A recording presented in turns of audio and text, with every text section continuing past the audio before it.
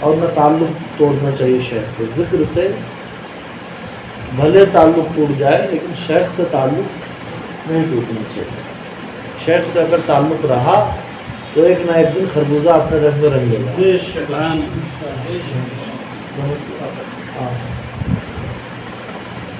تو ملا عبد الغفور سمرقندی کے نام یہ لیٹر ہے. کہتے ہیں نسبتیں بزرگاراں اگر اندک بدست افتد اندک نیاز، کہ ہمارے سلسلے کی نسبت اگر تھوڑی بھی مل جائے تو وہ تھوڑی نہیں. قلب کا ذاکر ہونا، قلب کا جارب ہونا. ایک بزرگ نے 70 سال اللہ اللہ کیا تو ان کا دل دھڑک اٹھا اللہ کی محبت میں، تو انہوں نے کئی اشعار خوشی میں لکھ ڈالے. اور ہمارے یہاں تو آپ سب لوگ جانتے ہو جمعے جمعے 8 دن، اور ماشاء اللہ کتنے لوگوں کا نیٹ ورک آنے لگا اللہ کے فضل سے. تو ویسے قلب کا جاری ہونا یہ آغاز ہے ہمارے سلسلے، اسٹارٹنگ ہے، اینڈنگ نہیں ہے. اینڈنگ تو وہی ہے کہ اللہ اکبر کہیں، تکبیر تحریمہ باندھے، دنیا کے ہر چیز حرام ہو جائے آپ پر، یہاں تک کہ غیر کا خیال بھی حرام ہو جائے، صرف وہی ہو. السلام علیکم ورحمۃ اللہ، السلام علیکم ورحمۃ اللہ تک، تکبیر تحریمہ سے لے کر اور سلام پھیرنے تک کسی غیر کا ایک سیکنڈ کے لیے بھی خیال نہ گزرنے پائے. اس خیال تو چھوڑ دو، غیریت تو ہٹا دو، اتنی اپنائیت ہو جائے کہ دل کی آنکھوں سے اللہ کا دیدار ہو رہا ہو. یہ اینڈنگ بتا رہا ہوں، اور اسٹارٹنگ قلب کا جاری ہونا، ذاکر ہونا. اور بتاتے ہیں آپ کو کہ شیطان کو ذکر سے بہت چڑ ہوتی ہے. جہاں ذکر ہوگا وہاں شیطان نہیں ہوگا، وہاں فرشتے ہوں گے. تو جہاں ذکر ہوگا وہاں فرشتے ہوں گے. یہی وجہ ہے کہ ہمارے بزرگوں کی تربت پر اللہ رحمت کے پھول برسائے. 2 جگہوں سے شیطان اٹیک کرتا ہے. ایک تو حدیث شریف میں ناک کے نتنوں سے، وہاں بیٹھ جاتا ہے. جب ہم سوتے ہیں تو ناک کے نتنوں میں وہ بیٹھ جاتا ہے تاکہ سوتے میں بھی وہ اپنا اثر ڈالتا رہے. خواب جو نبوت کے 46واں درجہ، اچھا خواب بھی نہ آنے دے، وہاں بیٹھ جاتا ہے. تو ہمارے بزرگوں نے کیا کیا، پاس انفاس کے ذریعہ سے اللہ کے ذکر کو سانسوں کی لڑیوں میں پرونے کی کوشش کی. جب ذکر ہوگا تو یعنی کیسے پاس انفاس، سانس باہر پھینکیں تو لا الہ، اور سانس اندر کریں تو الا اللہ. کچھ دن یہ ایکسرسائز کرنے کے بعد، جو ورزش کرنے کے بعد، پھر سانسوں کی لڑیوں میں آپ کا ذکر ہے لا الہ الا اللہ یہ پرو جائے گا. جب لا الہ الا اللہ ہوگا تو اذان کی آواز سے شیطان کیوں بھاگتا ہے؟ اس میں اللہ کی کبریائی ہے، وہ سننا نہیں چاہتا کبھی. تو وہاں سے بھگایا. دوسرا حملہ اس کا کیا ہوتا ہے، ان الشیطان یجری من بنی آدم مجری الدم، حدیث سے بات ہے. شیطان جو ہے وہ انسان کے آرٹریز میں، جو دل کی نسیں ہوتی ہیں، بلڈ سرکولیشن میں سرکولیٹ ہوتا رہتا ہے، تو دل کی دھڑکنوں میں آپ کو اس میں سے ڈالتا رہتا ہے. تو سبحان اللہ، وہاں تو آپ کو 5 mg کا ملا تھا، یہاں 500 mg کا ڈوز ہمارے بزرگوں نے دے دیا کہ قلب کو جاری کرو، قلب کو ذاکر کرو. سانس کی لڑیوں میں اللہ کا ذکر اگر ہو جائے گا تو غلط وسوسے اور یہ چیزیں نہیں، شیطان کا یہاں سے کنٹرول اٹھ جائے گا. اور اگر دل کی دھڑکنوں میں اللہ کا ذکر داخل ہو گیا تو گارنٹی ہے کہ انشاءاللہ ایمان پر خاتمہ ہوگا. کیونکہ مرتے وقت شیطان آتا ہے، اور دل دھڑکنے کے بجائے جب اللہ اللہ کر رہا ہوگا تو اب بلڈ سرکولیشن میں داخل ہو کر کے دل میں اپنی چیز نہیں ڈال پائے گا شیطان، اور ملعون جو ہے وہ نامراد ہو کر کے جائے. بالکل جب دل اللہ تعالیٰ کرنے لگتا ہے تو ہمارے شیخ فرماتے حضور بحر العرفان کہ وہ قلب جو ہوتا ہے وہ مقفل ہو جاتا ہے شیطان کے لیے، اس میں تالا لگ جاتا ہے، شیطان اس میں گھس نہیں. سبحان اللہ، سبحان اللہ. تو اب جب دل کی دھڑکنیں اللہ اللہ کرنے لگیں گی تو خیالات بھی رحمانی ہوں گے، سوچ بھی رحمانی ہوگی، شیطانی چیزیں.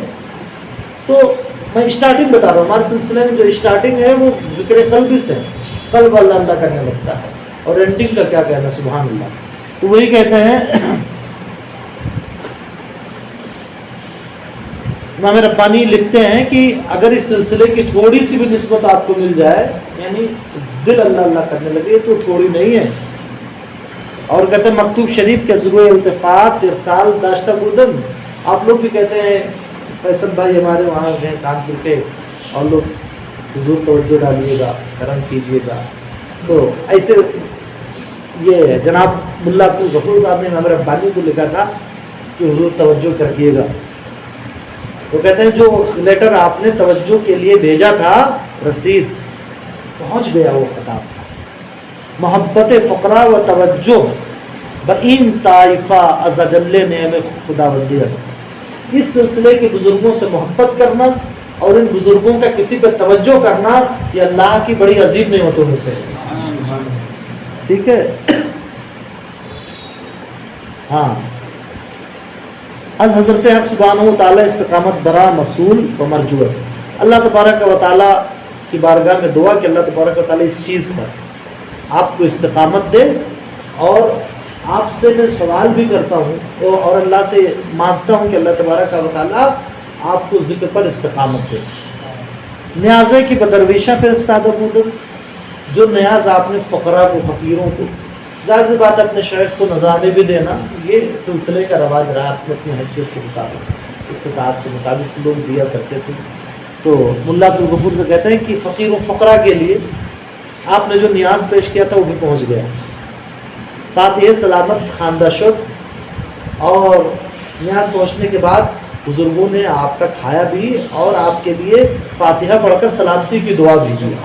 اس سے پتہ چلا کہ امام ربانی کے یہاں کوئی چیز آتی تھی تو آپ اس پر فاتحہ پڑھتے تھے اور بھیجنے والے کے لیے دعا بھی کرتے تھے. سال ثواب کی بات، بھیجنے والے کے لیے دعا بھی کیا کرتے ہیں. تو فاتحہ پڑھنا کوئی آج کی چیز نہیں. کہتے طریقہ ہی کی اخذ کردہ بودن و نسبت کی ازن جا فرا رسیدہ بہت عظم اقول ہے ذکر میں آفتا. جو طریقہ آپ نے ذکر کا مجھ سے سیکھا تھا اور جو نسبت ہماری آپ کو ملی، اس کے بارے میں خط میں آپ نے کہیں کچھ نہیں لکھا. بہت ہوتا ہے کہ لوگ آتے ہیں بہت محبت سے ملتے ہیں، ذکر سکھا دو، اس کے بعد خیریت تو لیتے رہیں گے اور ڈرے کہ کہیں شیخ صاحب ذکر کے بارے میں پوچھ لیں کر رہے ہو کہ نہیں کر رہے. اور جب پوچھا جاتا ہے شروع میں تو عام طور سے جواب یہی ہوتا ہے کہ ارے چھوڑ دیا، کسی وجہ سے یہ کام پڑ گیا، وہ کام پڑ گیا. حالانکہ صرف عذر لنگ ہوتا ہے، کوئی معقول وجہ نہیں ہوتی ذکر چھوڑنے. کوئی کتنا کام کاجی کیوں نہ ہو، فجر اور عشاء 2 ٹائم تو اس کے پاس ہے ہی ذکر کر. فجر میں اٹھ جائے، اگر فجر میں بھی خدا نہ اللہ نہ کرے نہیں کر پاتا ہے تو رات اپنی ہے نا وہاں کر لیں. اگر نہیں 20 منٹ کر پاتا 2 منٹ کر لیں. فاتحہ جوڑ کے بتائے کہ توجہ کر لیں. تو کہتے ہیں کہ جو آپ نے ذکر سیکھا تھا اور جو نسبت لی تھی اس کے بارے میں آپ نے کچھ نہیں لکھا. معاذ اللہ کی درا فطور رکھتا باشد. اللہ کی بنا کے ایسا تو نہیں کہ اس ذکر میں کوئی فطور آ گیا ہو اور آپ نے چھوڑ دیا ہو. پھر ایک شعر لکھتے ہیں، یک چشم زدن خیال او پیش نظر، بہتر ز وسال خوب رویاں ہما گھر. کہ ایک لمحہ کے لیے سچے دل سے اللہ کا خیال آ جائے، ایک لمحہ کے لیے سچے دل سے اللہ کا خیال آ جانا، کہ پوری زندگی حسیناؤں کا چہرہ تکنے سے بہتر ہے. اور ذکر جس کا کرو گے اس کا تو خیال آئے گا. کہتے ہیں از نسبتین بزرگارا اگر اندک بدست افتاد اندک نیست. ان بزرگوں کی نسبت اگر تھوڑی بھی ہاتھ لگ جائے تو تھوڑی نہیں ہے. کیوں؟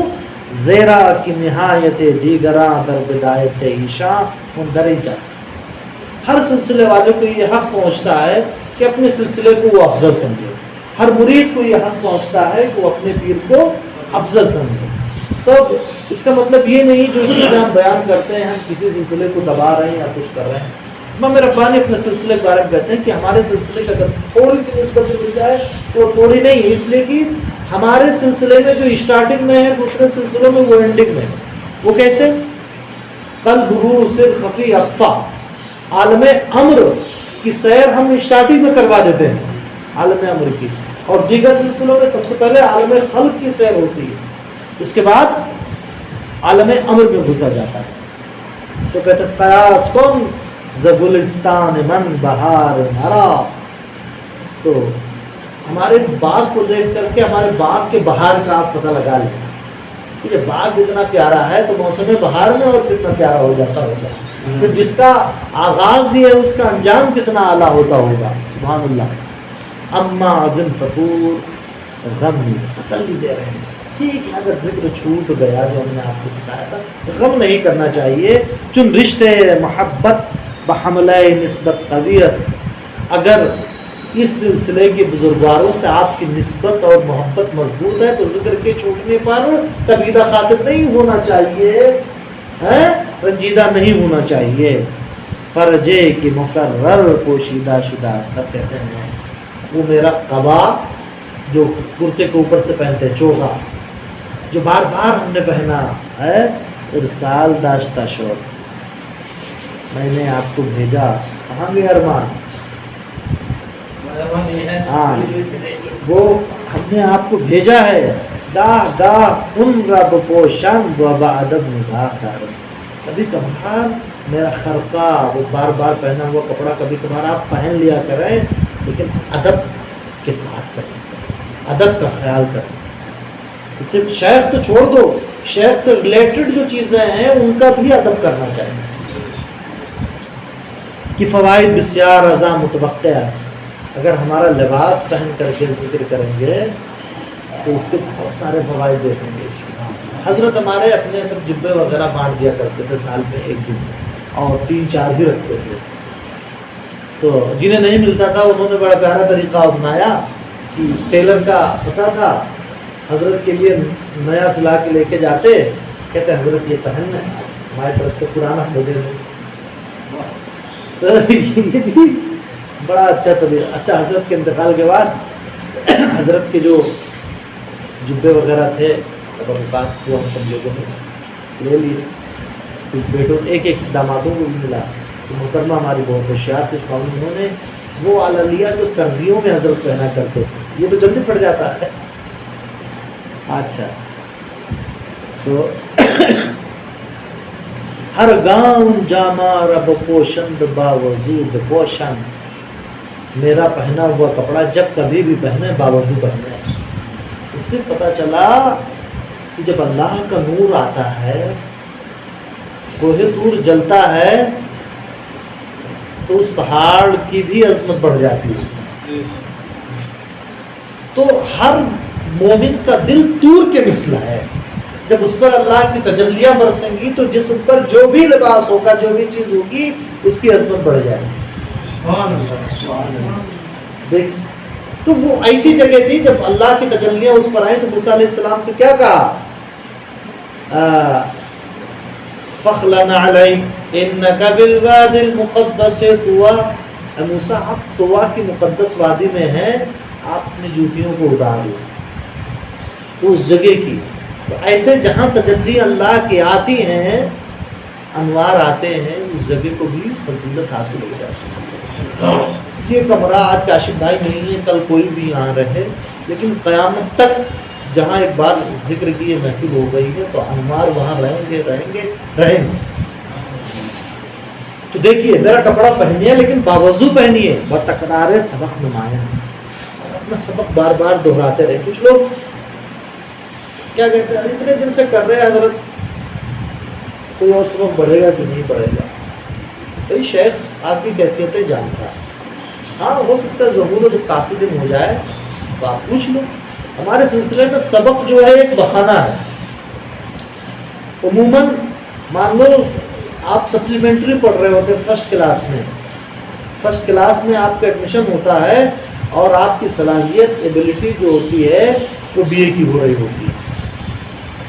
سبق سے بہت آگے بندہ بڑھ جاتا ہے فضل تعالی. تو اپنے سبق کو دہراتے رہے. امید ہے کہ جمعیت تمام ردحت، امید ہے کہ مکمل آپ کو جمعیت ملے گی. جمعیت مطلب کیا ہے کہ پریشان خیال اٹھ جائیں، جو ذکر میں لذت وغیرہ نہیں ملتی وہ چیز ختم ہو جائے اور لذت ملنے لگے. ٹھیک ہے. ہر گاہ چیزیں نویسند بایت کی اول از احوال باطن خود نویسند. آجا بیٹے آگے. دیکھیں جب بھی ہمیں خط لکھیں جب بھی سنیے یہ جملہ غور کیجئے، کہتے ہیں جب بھی ہمیں خط لکھا ہے تو باطنی احوال سب سے پہلے بتائیں، سبق کیسا چل رہا ہے، روحانی معاملات کیسے ہیں۔ ماشاءاللہ ہمارے شیخ محمد بھائی بھی جڑے ہیں، مولانا صاحب، اور ہمارے آزاد بھائی بھی جڑے ہیں، تو اور آپ لوگ بھی یہاں موجود ہیں، سب کے لیے سبق ہے کہ جب بھی فون کریں تو روحانی معاملات کے بارے میں سب سے پہلے ڈسکس کریں، اس لیے کہ باغبان سب سے پہلے اپنے باغ کے بارے میں جاننا چاہتا ہے۔ روحانیت کا پودا شیخ لگاتا ہے، اور کام تو سب آپ کر رہے ہیں، یہاں مدرسہ کھولا، یہاں ادارہ کھولا، یہ کیا وہ کیا، وہ آپ کا عمل ہے۔ شیخ نے جو باغ لگایا وہ اس کے بارے میں جاننا چاہے گا۔ تو جب بھی خط لکھا ہے تو باطنی معاملات سب سے پہلے، آپ میسج کریں یا فون کریں تو سب سے پہلے اپنی کیفیات بتائیں کہ ہم ذکر کر رہے ہیں کہ یہ حال ہے۔ اگر اس پر عمل کر لیں گے تو شیخ کو فون لگانے سے پہلے گھبرائیں، جب معاملات صحیح ہوں گے تبھی فون لگائیں، ٹھیک ہے۔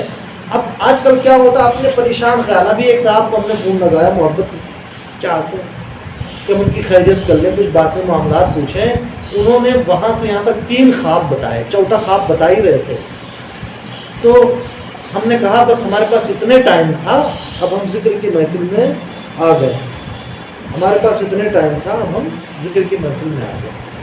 کاش کہ وہ کچھ باطنی چیزیں اپنی بتاتے اور وہ ہم سے پوچھتے تو ان کا روحانی بڑا فائدہ ہوتا۔ تو کہتے ہیں جب بھی خط لکھیں باطنی احوال پہلے لکھیں کہ احوال ظاہر بے احوال باطن از حیز اعتبار ساکت است۔ کیوں؟ اس لیے کہ باطنی احوال نہ بتا کر کے صرف ظاہری احوال بتائیں تو ظاہری احوال کا کوئی اعتبار نہیں، ٹھیک ہے۔ کہتے اظہر چمی ربط سخن دوست خوش ترس، لیکن بہرحال دوست کی جو بھی بات جیسے ہو وہ ہمارے لیے بہتر ہے۔ تو ثبتنا اللہ سبحانہ وإياكم على متابعة سید البشر المطہر عن زیغ البصر۔ اللہ تبارک و تعالی ہمیں اور آپ کو حضور سید البشر صلی اللہ علیہ وآلہ وسلم کی سنتوں پر کیا رکھے، ثابت قدم رکھے، اور ان پہ درود ہو ان کے اہل و اصحاب پر۔ تو کہتے ہیں کار این است و غیر این ہمایچ، معاملہ تو باطنی کا ہے، باطنی کے علاوہ اگر کوئی معاملہ ہے تو وہ سراب ہے، رہتا ہے، دیکھنے میں پانی لگتا ہے لیکن حقیقت کچھ نہیں ہے۔ اگر باطن مضبوط ہے تو وہی اصل ہے۔ یہ مکتوب میرے خیال سے بہت مفید ہے آپ لوگوں کے لیے۔ لائٹ بند کر دیں۔